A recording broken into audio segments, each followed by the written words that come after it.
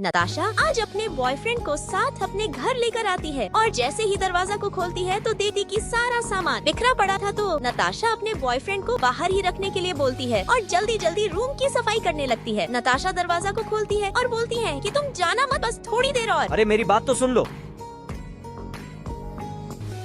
हाँ भाई, तू सामान लेकर पहुँच, बंदे लोग घुस गए और बंदे लोग को कॉल कर दे। फिर मैं जल्दी जल्दी सारे सामान को सेट करने लगती हूँ। राजा अब तुम अंदर आ सकते हो, देखो ये रहा मेरा रूम। तुम्हें मेरा रूम कैसा लगा?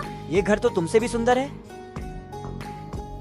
अच्छा तो तुम कुछ खाओगे क्या? अगले पार्ट के लिए चैनल को सब्सक्राइब करके कमेंट बॉक्स में पार्ट 2 लिखे।